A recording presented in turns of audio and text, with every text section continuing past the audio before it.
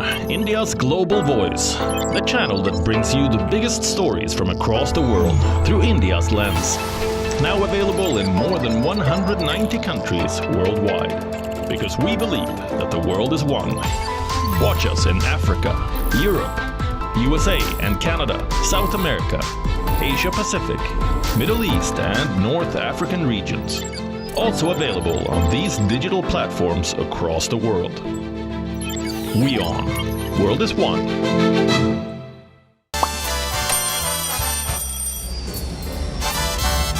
Vielleicht nur als Imposant.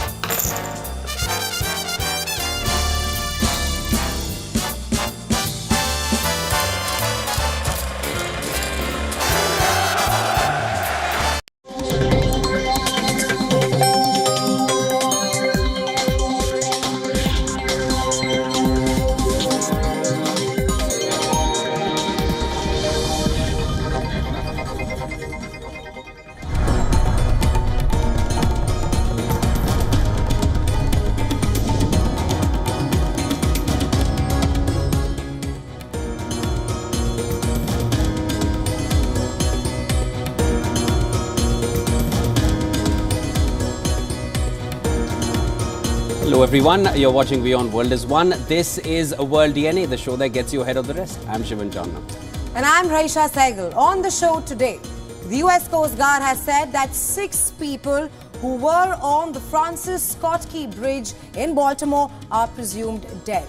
And the search and rescue efforts have been called off as of now. Well, according to the officials, the vessel suffered a power issue and had issued a distress call moments before the crash, but it was traveling too quickly to change course. Meanwhile, US President Joe Biden has said that his government will pay for the entire cost of the bridge repairs and will get the port up and running. Well, that definitely is one aspect of what we'll be covering on the show. Also on World DNA today, the Chinese embassy has decided to halt the work on the Tarbela 5th extension project after a fatal attack on 5 Chinese nationals in Pakistan's Khyber Pakhtunkhwa region. Meanwhile, the embassy urged Chinese citizens in Pakistan to pay close attention to the security situation, enhance security alerts and strengthen security measures. All this and a lot more right here on World DNA. Let's get you started with the headlines.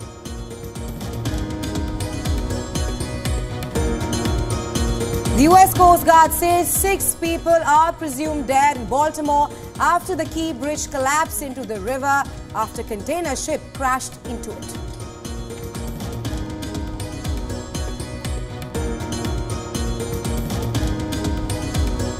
Who literally, by being able to stop cars from coming over the bridge, these people are heroes. They save lives last night. Officials hail the all-Indian crew of the ship in the Baltimore Bridge collision for their SOS signal, which saved lives by closing the bridge.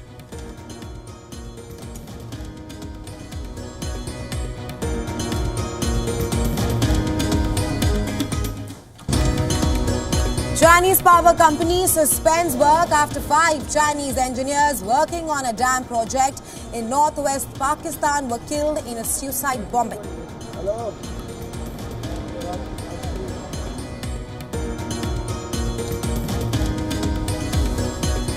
6 judges of the Islamabad High Court write to Pakistan's Supreme Judicial Council, level allegations regarding interference in their judicial functions by Pakistani intelligence agencies.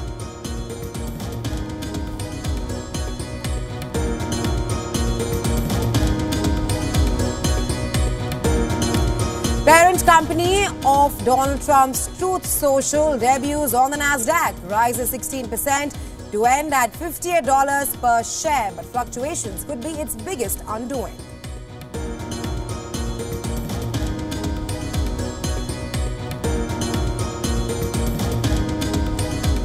Delhi High Court to hear Arvind Kejriwal's plea against his arrest and remand by the Enforcement Directorate in the liquor policy scam case.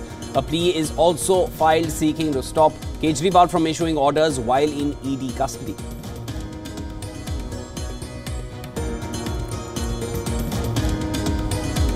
Top seed Carlos Alcaraz. At least 6 people are presumed dead in the Baltimore Bridge collapse in the US. The collapse happened after a cargo ship lost power and rammed into a bridge in the city on Tuesday. Right, Shrivan. The all-Indian crew of 22 members sounded a mayday call moments before the crash, which took down the Francis Scott Key Bridge. Now, the 6 people are a part of the construction crew responsible for filling potholes on the bridge. No bodies have been recovered yet.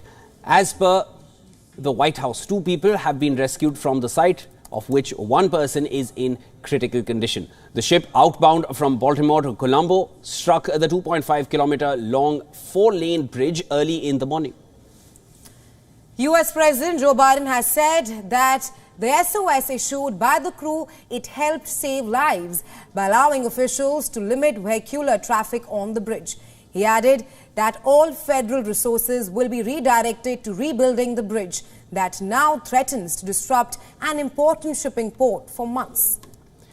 The Indian mission in the US issued a statement offering condolences over the accident. The mission has also set up a helpline for any Indians who may have been affected or require assistance. New Delhi is working around the clock to ascertain the details of the 22 crew members on board the vessel Dali. Maryland Governor Wes Murray has said that the Mayday call helped the state officials to control the damage. He hailed the authorities for clearing the traffic and called them heroes. The rescue operations have been halted in the night over challenging conditions and will resume at 6 a.m. local time on Wednesday. But I have to say I'm thankful for the folks who once the warning came up and once notification came up that there was a mayday, who literally by being able to stop cars from coming over the bridge, these people are heroes. They saved lives last night. The ship struck one of the bridge's support, causing the structure to collapse. A section of the rubble came over the vessel, which caught fire in moments. Synergy Marine Group, the operator of the vessel, has confirmed that all 22 crew members are safe and have sustained no injuries. Now, for more on this mishap, our correspondent Susan Tehrani sent us this report from New York. Listen in. The collapse of the Francis Scott Key Bridge in Baltimore has resulted in a complex situation, which will have immediate and long-term implications.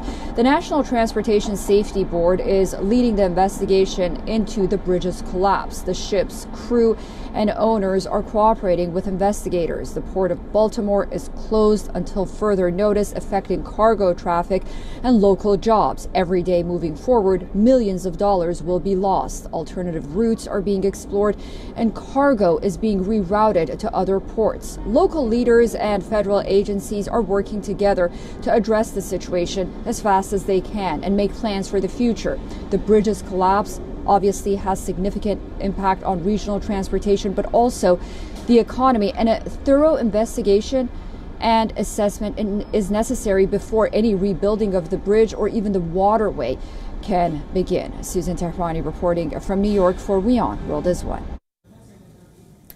The Francis Scott Key Bridge collapse in Baltimore is likely to have a significant impact on the U.S. automakers. Well, rescuers have called off the search for 6 workers after the 1.6-mile 4-lane bridge on the Patapsco River collapsed. Now, Ford Chief Financial Officer John Lawler said the bridge collapse will force the automaker to divert parts to other ports and impact its supply chain. The car maker also said that it has sorted out a number of alternatives in the short run. Stellantis said it is discussing contingency plans with its transportation providers to ensure an uninterrupted flow of vehicles to its customers. Other car makers like Mercedes, BMW and Volkswagen said the accident will have little to no impact on their operations. Nevertheless, a top automaker body said that there will be certainly a disruption in the supply chain. John Bozzella, CEO of the Auto Trade Group Alliance for Automotive Innovation, said, and I'm quoting here, Baltimore is the #1 automobile port in the US. We are in touch with the officials to help them understand the scale of automotive operations there. Industry experts said it's too early to estimate the impact of the accident on the US auto sector, but US Transportation Secretary Pete Buttigieg believed that there will be major and protracted impact to supply chains.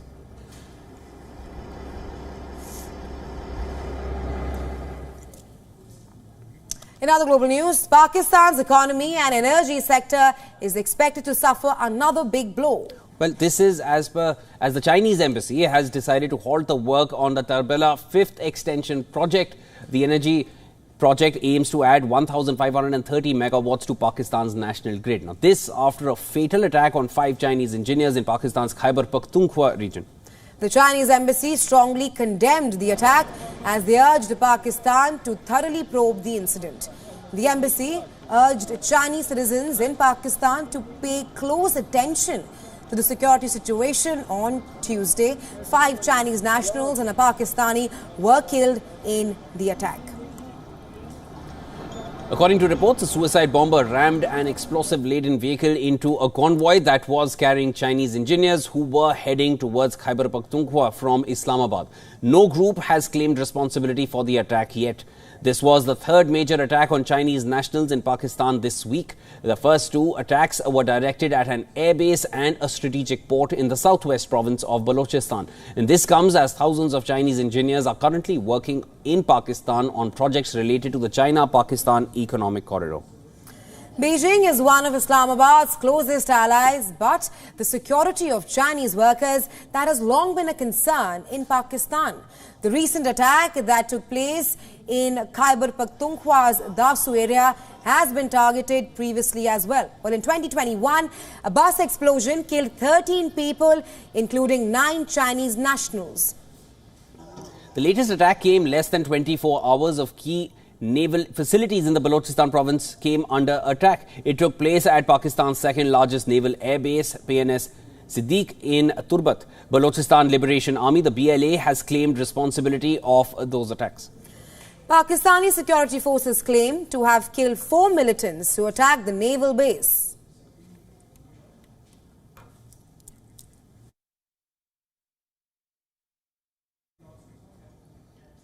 We now shift focus to the war in Gaza. On the ground where almost no building within sight is still standing, hungry Gazans are desperately waiting for airdrops which are carrying food aid. Right, Shivan. However, this is bringing more distress than relief at the moment.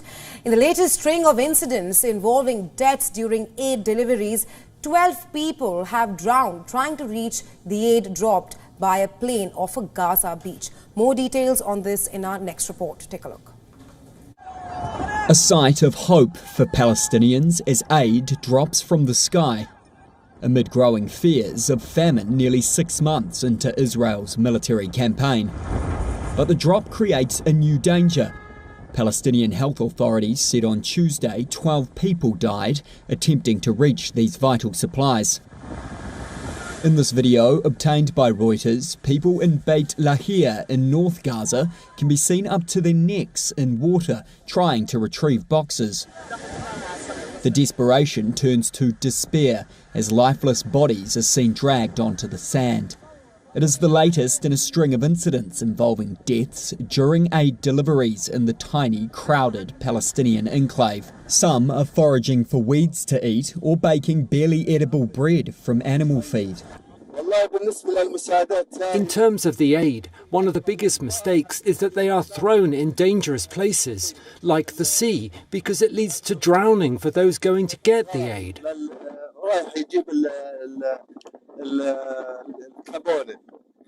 Our problem is simple.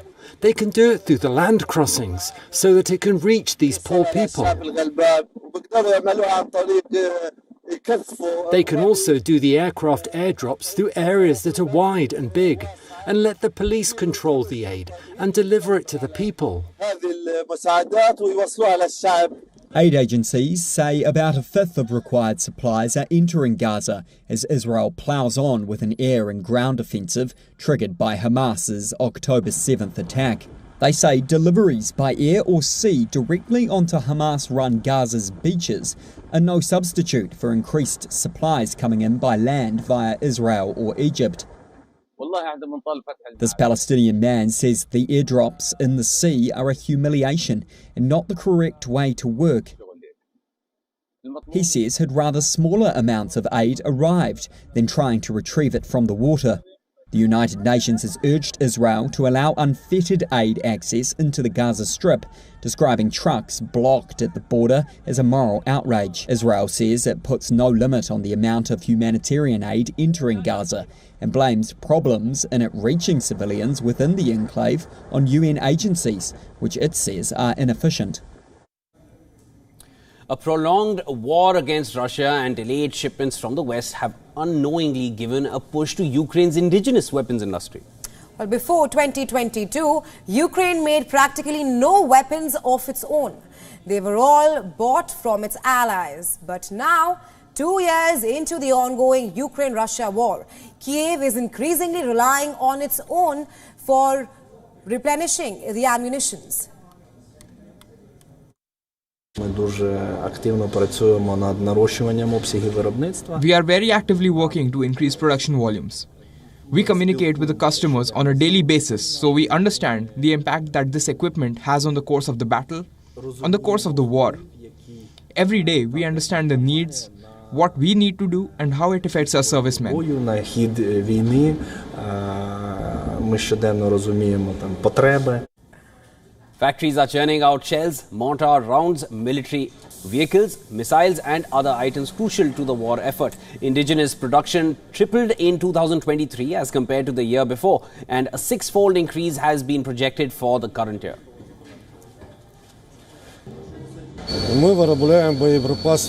We produce ammunition for 120, 82 and 60 mortars. We are also trying, or rather not trying, but setting up production of engines for drones and ammunition for the drones. The Ukrainian government has budgeted almost $1.5 billion to buy and manufacture weapons at home. For this financial year, the allocated figure is 20 times more than what was given before the war started. The effort has ramped up sharply over the past year as the US and Europe strained to deliver weapons and other crucial aid. Kiev realizes it is against a much bigger Russian military that is backed by a thriving domestic defense industry. But these efforts hardly fill the void left by delayed deliveries. There are also challenges the upcoming industry faces. Ukraine's defense sector has been constrained by a lack of money and manpower. Domestic weapons factories also face trouble catering to the constantly changing needs of battlefield commanders, as well as their own vulnerability to long-range Russian missile strikes. Well, experts say that the country needs a more robust private sector which can help root out inefficiencies and enable factories to churn out weapons and ammunition even faster. Across the border, Russia continues to pump more money into its defense industry. Its growth has helped buffer its economy from the full brunt of Western sanctions. Recently, Russian Defense Minister Sergei Shoigu even boasted of huge increases in the manufacture of tanks, drones and ammunition. Ukrainian weapons industry fell apart swiftly after the fall of the Soviet Union.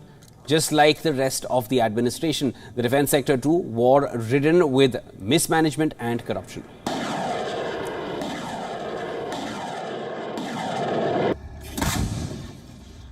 Armata! The extradition of WikiLeaks founder Julian Assange has been put on hold. Assange, whose media organization published a series of leaks from the US military, is currently imprisoned in the UK. And he was supposed to be extradited to the United States, where several cases await him. But a London court wants Washington to assure that the publisher will not face a death penalty. Our next report gets you the latest in this saga. Take a look. A momentary reprieve for WikiLeaks founder Julian Assange on Tuesday, after his extradition to the United States from Britain was put on hold. London's High Court said the US must provide assurances he would not face the death penalty. US prosecutors are seeking to put 52-year-old Assange on trial on 18 counts. They are all, bar one, over WikiLeaks' high-profile release of confidential US military records and diplomatic cables. Assange's wife Stella hailed the decision by the UK court as astounding. Now the UK courts have invited the United States to issue assurances. The Biden administration should not issue assurances. They should drop this shameful case that should never have been brought. Julian should never have been imprisoned for a single day. This is a shame on every democracy. Assange's lawyers sought permission in February to challenge Britain's approval of his extradition, part of a more than 13-year legal battle in English courts. In their ruling, two senior judges said he had a real prospect of successfully appealing against extradition on a number of grounds.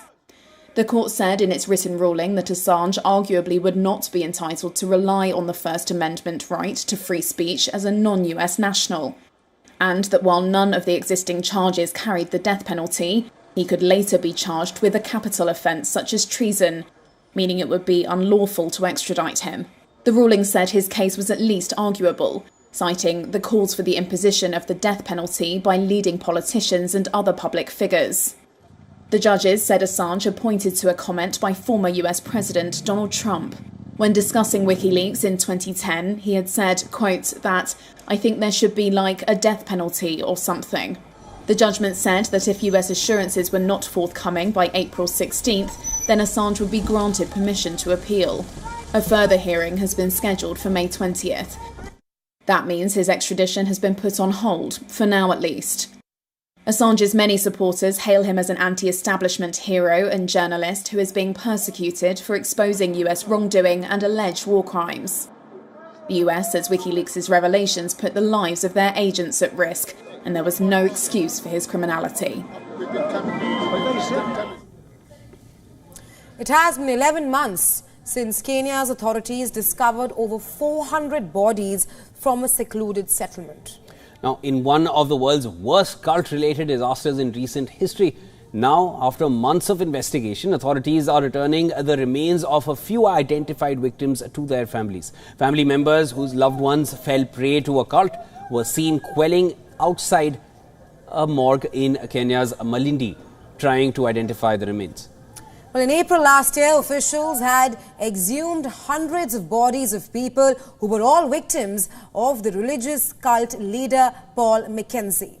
The leader of the Good News International Church had ordered his followers to starve to death so that they could go to heaven when the world ends. And after the horrifying incident came to light, Mackenzie had turned himself in, although he pleads not guilty. The cult leader, along with 29 others, they have been charged with murder, committing acts of terror, child cruelty and torture. Since April last year, government officials have so far only been able to identify over 30 bodies out of more than 400 remains that were dug out from shallow graves from an 800-acre area within the Shakahola forest in southeastern Kenya.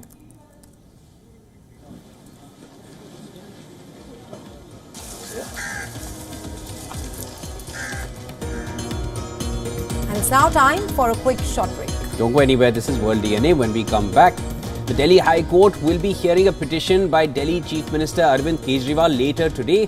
In his plea, Kejriwal has challenged his arrest by the Enforcement Directorate agency. We'll get you all the details on that.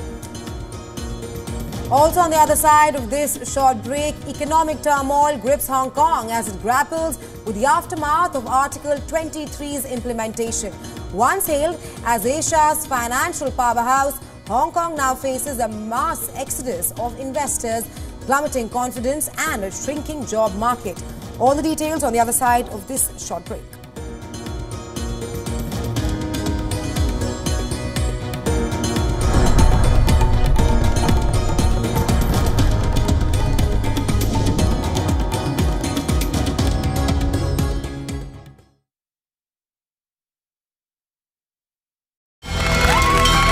From the bustling trading floors of Wall Street to the vibrant exchanges of Asian stock markets, WION breaks it down for you to make sense of what's happening.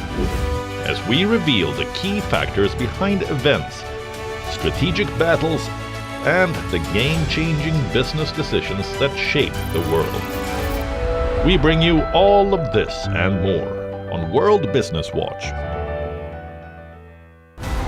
The biggest democratic exercise on the planet ever. Decoding the multiple colors of this multi-dimensional, multi-layered spectacle. WION deciphers the images and the hues, sifts real performance from rhetoric and noise, claims and counterclaims, populist pitches and hidden truths, untangling, unraveling this celebration of democracy.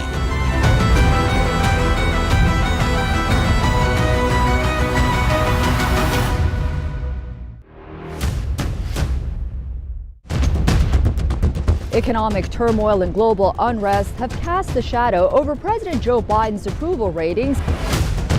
The rockets are continuing to be fired by Hamas in Gaza, although at a slower rate than previously.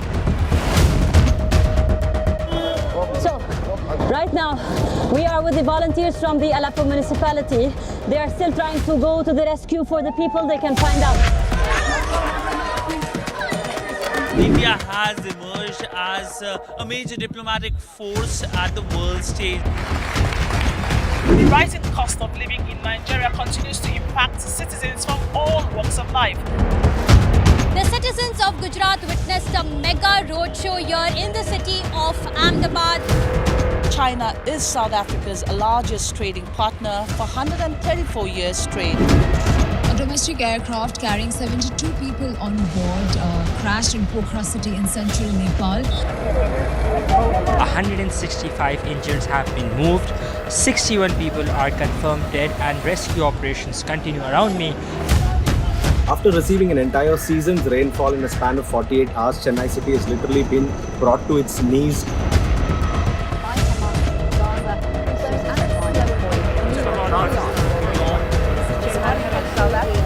For WION, World is One.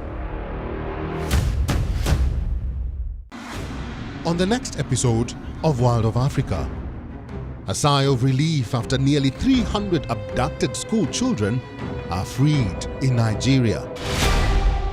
Hundreds of Kenyan doctors protest in the streets, demanding better pay and working conditions in an ongoing nationwide strike that has entered the second week.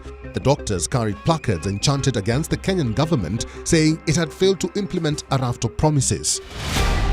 And a new generation of social media influencers are making sure hotspots in Morocco's historic Marrakesh are promoted to their peers across the globe.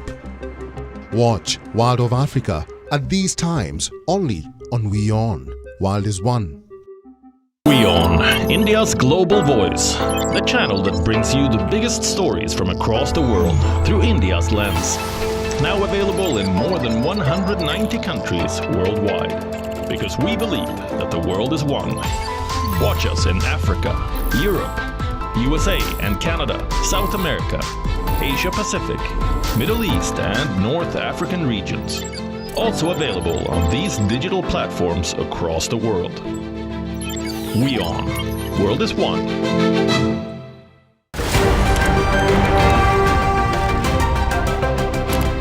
Ready to dive into your daily dose of news? Bringing you what's trending in the West and all that's setting trends in the East. And all of this served up with a side of insightful banter. We don't just bring you the latest stories. We bring you your talking points for the day. And while you do that, from the busy streets of New York, I will provide you with deeper insights on the developments through the course of the day in the U.S. From New York, we get you to the sandy shores of Durban, where I'll bring you all the glitz, glam, and happenings from the world of showbiz. Welcome to the Eras Tour.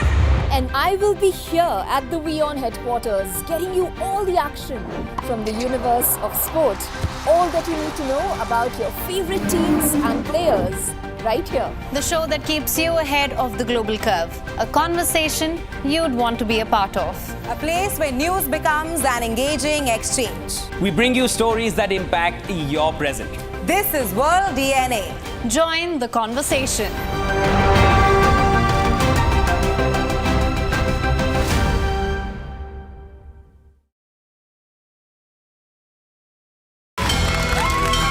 From the bustling trading floors of Wall Street to the vibrant exchanges of Asian stock markets, WION breaks it down for you to make sense of what's happening. As we reveal the key factors behind events, strategic battles, and the game-changing business decisions that shape the world. We bring you all of this and more on World Business Watch.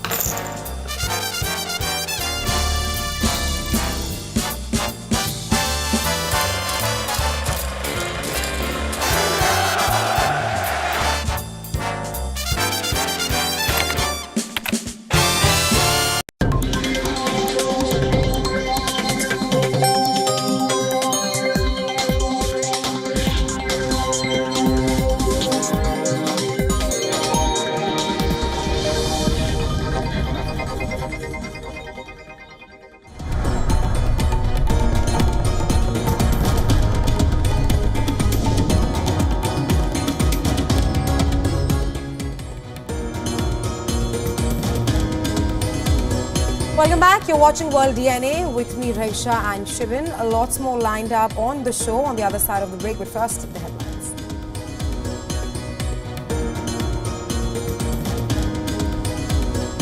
The US Coast Guard says 6 people are presumed dead in Baltimore after the Key Bridge collapsed into the river after a container ship crashed into it.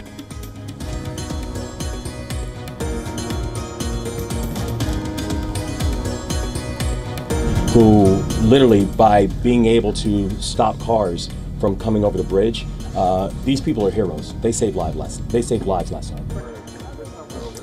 Officials hail the all-Indian crew of the ship in the Baltimore Bridge collision for their SOS signal, which saved lives by closing the bridge.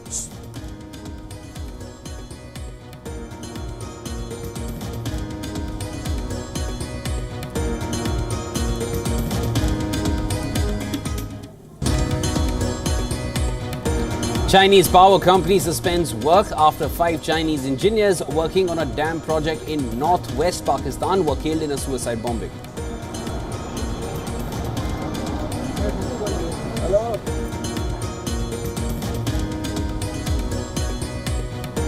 Six judges of the Islamabad High Court write to Pakistan's Supreme Judicial Council level allegations regarding interference in the judicial functions by Pakistani intelligence agencies.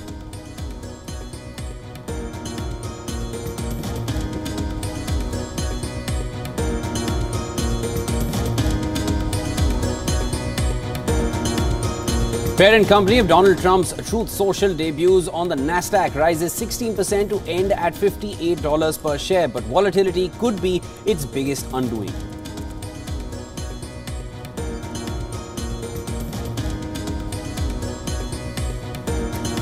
India's Home Minister Amit Shah says government will consider revoking the Armed Forces Special Powers Act in Jammu and Kashmir.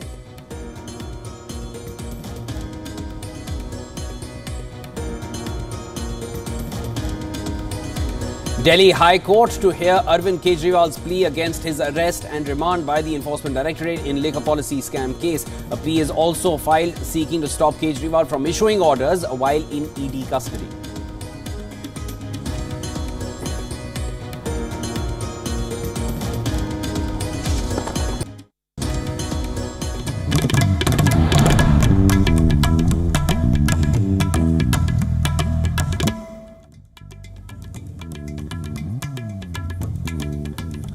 Later today, the Delhi High Court will hear a petition by Delhi Chief Minister Arvind Kejriwal. In his plea, Kejriwal will challenge his arrest by the Enforcement Directorate.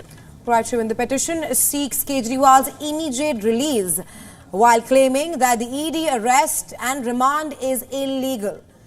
Chief Minister Kejriwal was arrested last week by the ED and was sent to 6-day custody by special court in the Delhi liquor policy case. The Aam Aadmi Party is putting up a fierce resistance to the arrest of its national convener.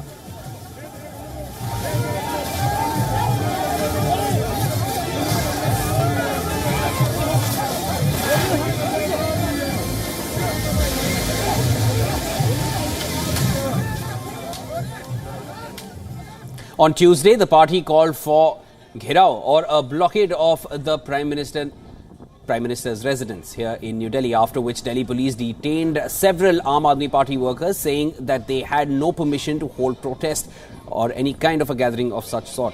Countering the Aam Aadmi Party protest, the supporters of the ruling Bharatiya Janata Party also staged a mega march to demand the resignation of the Delhi Chief Minister.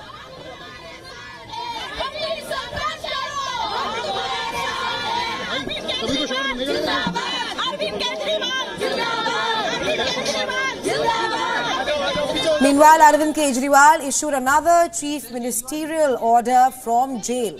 The second order relates to the health ministry. Earlier, Aam Aadmi Party leader said that Kejriwal will continue dispatching chief minister duties from custody. And now, a public interest litigation, PIL, has been filed in the Delhi High Court seeking to restrain Delhi Chief Minister from issuing orders while in ED custody. The plea also urges the court not to provide a typist and computer printer to Kejriwal. Earlier, the Enforcement Directorate said it will investigate how directions issued by Kejriwal while in the ED custody reached the possession of Delhi Minister Atishi. Kejriwal's arrest has also become a rallying point for the opposition India bloc. The alliance has announced that it will hold a mega rally on the 31st of March at Delhi's Ramlila Maidan to protest against his arrest in the Delhi liquor policy case.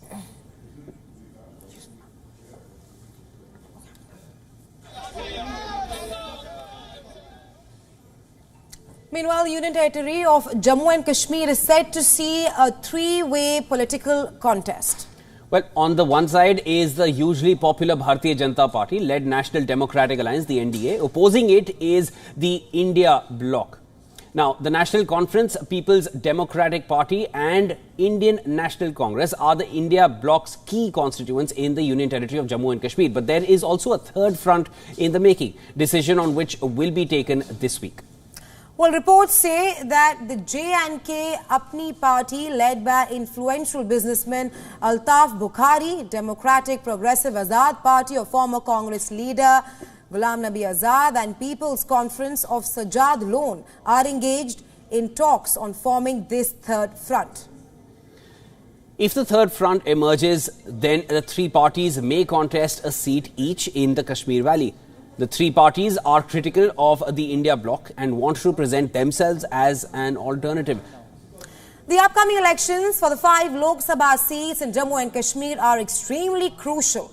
The elections are the first since the abrogation of special status of the erstwhile state and its bifurcation into 2 union territories. Well, back in 2019, the BJP won 3 of the 6 seats in the state.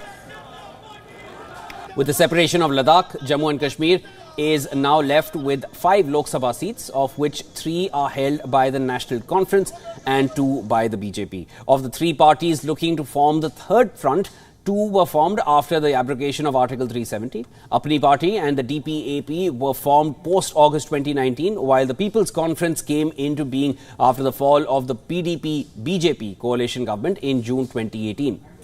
Now, back then, many leaders they left the PDP to join the People's Conference. The third front leaders say that the alliance will be finalized before the Lok Sabha polls and will possibly stay in place for the assembly polls as well. The alliance is likely to be headed by leader Ghulam Nabi Azad. The third front will contest 3 Kashmir Valley seats: Anantnag, Rajouri, Srinagar and Baramulla.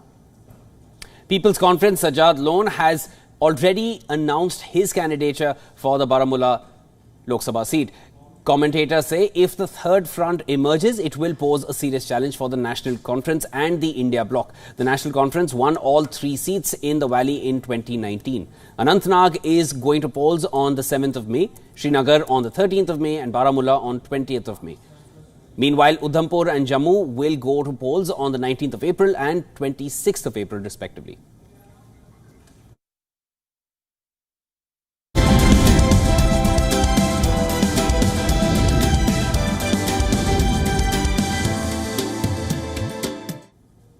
On the world of technology now, last year YouTube removed over 2 million user-generated videos in India, that is between October and December.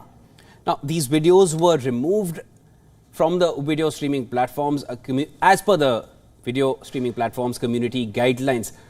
According to YouTube's community guidelines enforcement report, the company removed 9 million videos globally. India ranked number 1 on the list with 2.25 million videos. Meanwhile, Singapore and the US ranked 2nd and 3rd respectively. Iraq ranked last with only 41,000 videos. Right, around 96% of these videos were flagged by machines rather than humans. Around 53% of these videos were flagged before they even received a single view.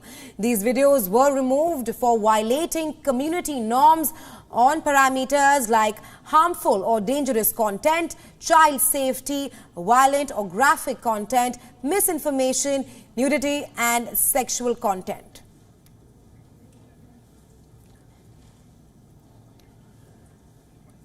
Meta's oversight board has urged the company to put an end to its blanket ban on the Arabic word shaheed. Now, the word shaheed means martyr in English. According to the report submitted by the Meta Oversight Board, the Facebook owner's approach was overbroad and unrequired suppression of the speech of millions of users. The board added that the social media giant should remove posts containing the word shaheed only when they are linked to clear signs of violence or if they break other Meta rules. The oversight board said Meta failed to take into account the word shaheed's multiple meanings depending on the usage. Understand that the oversight board, although funded by Meta, operates independently. A Meta spokesperson has said the tech giant will review the board's feedback and will respond within the next 60 days. The ruling comes after years of criticism of the company's handling of content involving West Asia.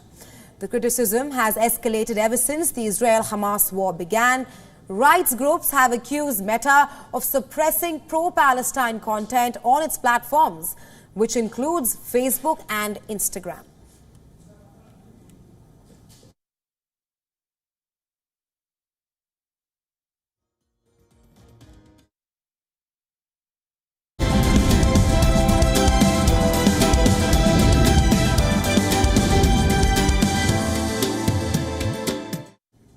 The newly public Trump Media and Technology Group, the company behind the social media platform Truth Social, began trading on NASDAQ. And it looks like its shares surged more than 16.1% on Tuesday, closing at $57.99 per share on its debut. Recently, Trump Media merged with a blank check company, Digital World Acquisition Corp., to go public. At one point, the company's market capitalization stood at $9.25 billion on an undiluted basis. Trump's majority stake in the company is valued at $5.38 billion, although restrictions for 6 months could prevent him from selling or borrowing against his shareholding. But there's a lot of uncertainty surrounding the company. Many early investors were small-time supporters of Donald Trump, hoping to capitalize on his popularity and fame. However, Truth Social is yet to turn profitable and faces stiff competition from established giants like Facebook and TikTok. Trump's political ambitions, as well as the legal troubles, could have an adverse impact on the company.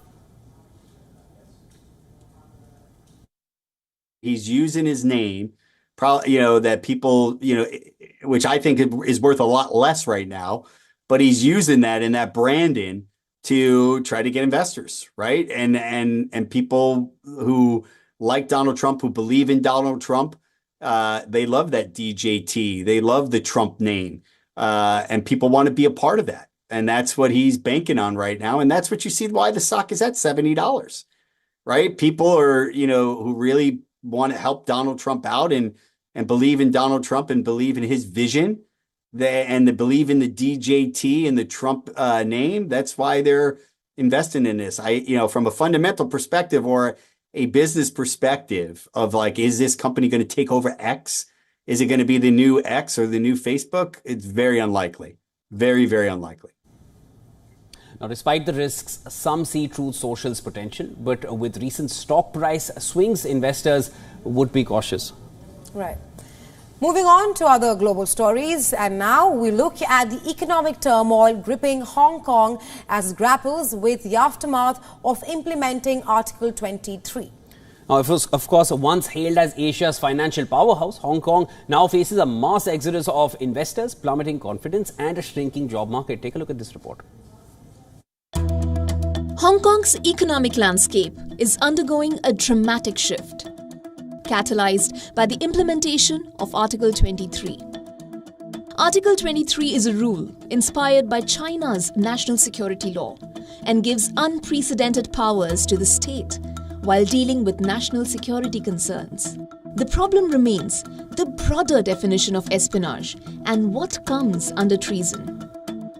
Once considered a global financial hub, the city now faces a stark reality of declining investments and wavering investor confidence. Since the introduction of Article 23, foreign capital has been rapidly fleeing the city, with businesses grappling with uncertainty over the implications of the new security law. Data reveals a significant downturn in commercial real estate rentals and transactions, leaving office buildings and retail spaces vacant. Additionally, job losses have surged, with layoffs becoming commonplace as businesses navigate the challenging economic climate. The repercussions of Article 23 extend beyond Hong Kong's borders. The city's economic decline is juxtaposed with the rise of regional competitors such as Singapore and India. While Hong Kong once stood as Asia's financial darling, it now finds itself in direct competition with these emerging powerhouses. Moreover, Beijing's tightening grip on the city has further exacerbated the situation, with China's policies casting a shadow of uncertainty over Hong Kong's economic future. The city's once booming stock market has witnessed a significant decline, with IPO rankings dropping and investor sentiment remaining tepid. The Hang Seng Index, a key indicator of the city's stock market health, has plummeted 40% since 2019. As businesses grapple with heightened compliance costs and political uncertainties, the city's future as an international financial hub hangs in the balance. Bureau Report, WION World is One.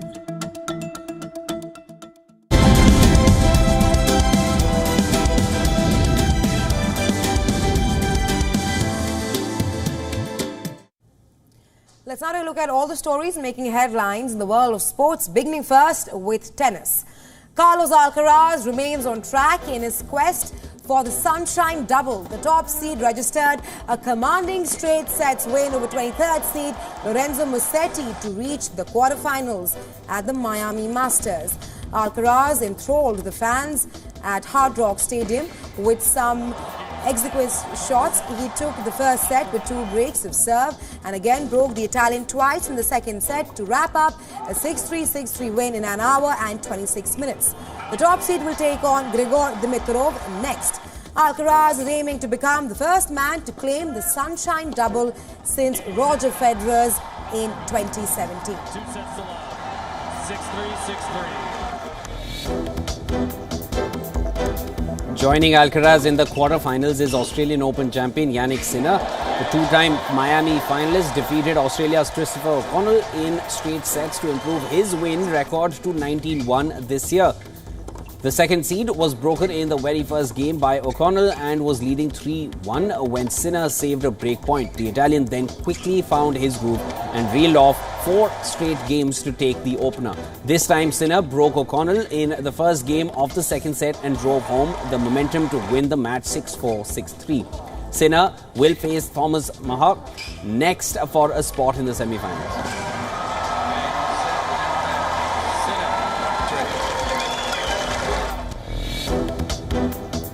Ukraine's football team has given something to cheer to their war-torn nation.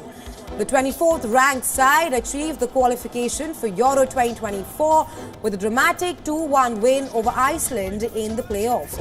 Ukraine were forced to play the home fixture at Poland's Wrocław Stadium due to its